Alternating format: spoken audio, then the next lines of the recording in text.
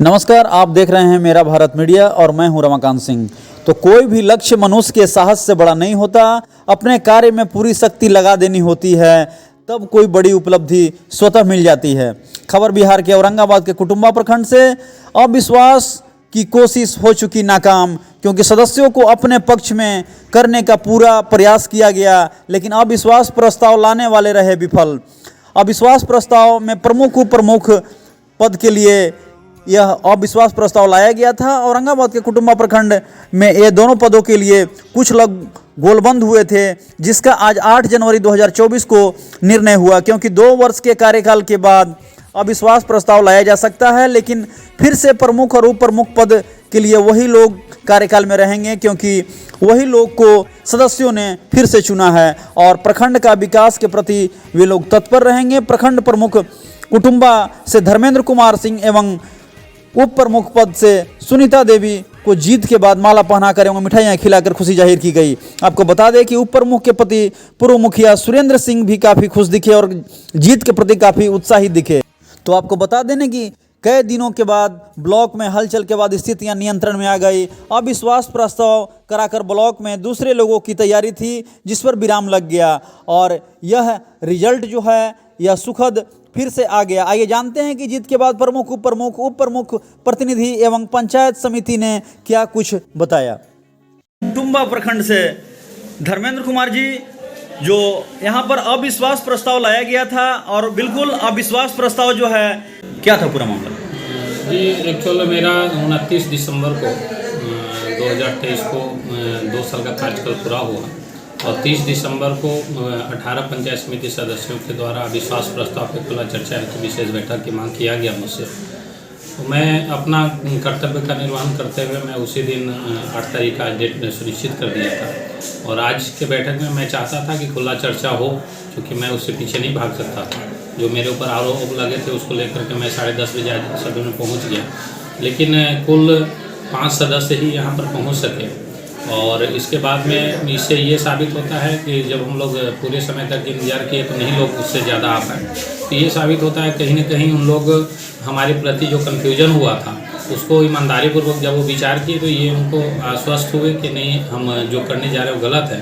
और इसी की वजह से आज उन लोग नहीं आया, नहीं कि मैं समझता हूँ कि उन लोग हमें समर्थन दिए हैं और जो मुझे ये समर्थन दिए और आज जो जीत मिली है, तो ये जीत हमारे 2.5 लाख कुटुंबा वासियों की विश्वास की जीत है और जो हमारे इस प्रखंड के ज़िले के जो बुद्धिजीवी हैं उनकी उम्मीद की जीत है।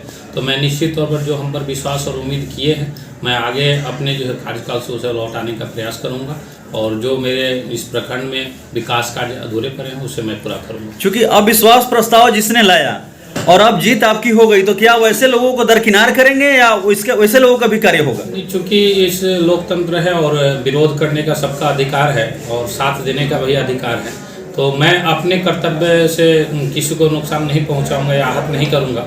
मेरा प्रयास होगा कि मैं पूरे प्रखंड के सभी जनता के क्षेत्र में विकास कार्य करूं और सभी को लेकर के चलूं। ऐसा नहीं लगता है कि इस प्रकार का कार्य बीच में कर देने से प्रखंड का जो कार्य होता है उसमें थोड़ा बाधा पहुंचती है? जरूर बाधित होता है। मैं भी पिछले 1 महीने से इसको लेकर के मैं डिस्टर्ब था और लगातार मैं प्रयास था। जो हम लोग को समय देना चाहिए था विकास के प्रति, हम लोग दूसरे तरफ चुनाव की तरफ लगे हुए थे, लेकिन आज जीत मिली है और जो भी हमें इस प्रखंड को नुकसान हुआ है इस चुनाव से, हम उसको भरपाई करने का प्रयास करें। क्योंकि प्रखंड में आप काफ़ी चर्चित चेहरा हैं और चर्चित चेहरा के रूप में ही लोगों ने आपको जो है प्यार फिर से दिया है, तो क्या कुछ संदेश रहेगा?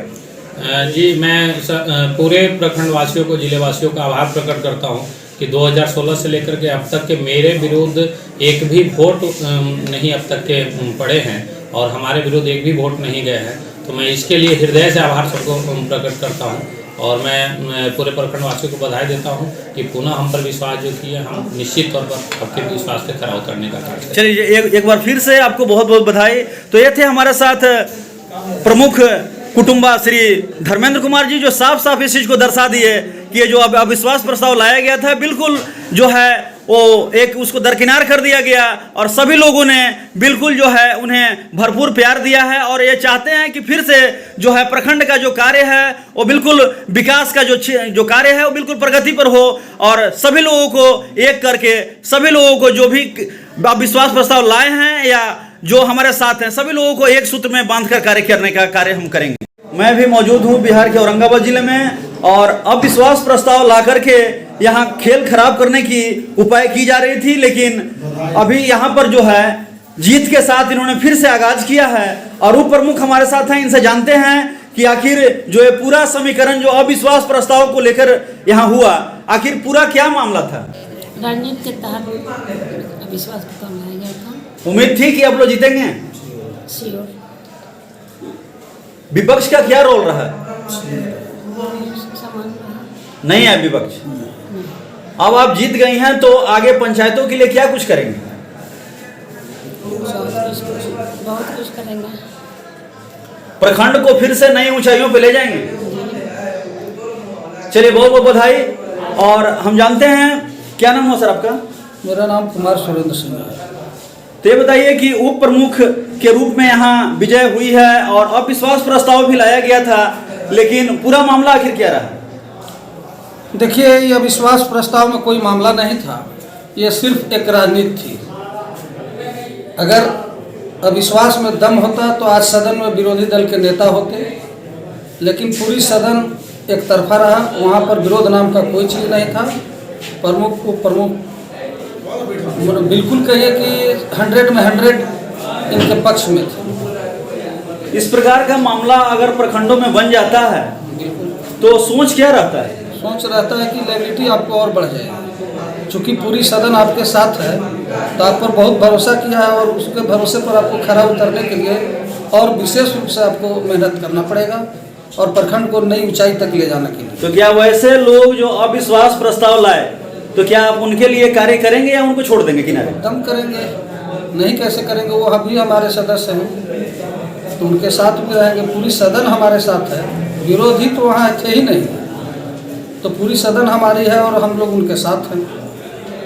तो ये जो जीत हुई है, जीत की पहले से उम्मीद थी कि जीत हो जाएगी? बिल्कुल बिल्कुल, चूँकि ये निराधार था ही। चलिए बहुत बहुत धन्यवाद। ये थे हमारे साथ उप प्रमुख जी, जो यहाँ कुटुंबा प्रखंड से जो साफ साफ इस चीज को दर्शा दिया इन्होंने कि बिल्कुल जो जीत है, जीत मनगढ़ंत यहाँ बात बनाई गई थी, जिसके कारण जो है इस प्रकार का जो चीजें हैं सामने आई, लेकिन विपक्ष यहाँ रहा ही नहीं, बिल्कुल नगण्य रहा और हम लोग फिर से यहाँ प्रखंड के लिए सुचारू रूप से कार्य करेंगे। उषा जी, आज प्रमुख साहब दोबारा चुन लिए गए हैं, आप लोगों के माध्यम से क्या कहेंगे? हम लोग यही कहेंगे कि अच्छे हैं, हम लोग प्रति वो अच्छे काम करते हैं, हम लोग निर्विरोधी नहीं रहते हैं, अच्छे से काम करवाते हैं, सबके एक बराबर मान सम्मान देते हैं। दादा जी आज दोबारा बन गए हैं धर्मेंद्र बाबू प्रमुख साहब, कैसा लग रहा है? बहुत अच्छा लग रहा है, हम लोग बहुत खुशी का बात है और बहुत अच्छा से हम लोग का मान सम्मान देते हैं और हर कार्य में साथ लेकर चलते हैं, सबको एक समान देखे हैं और देखेंगे भी, आगे चलते भी अच्छा रहेंगे और विशेष क्या है वो उतने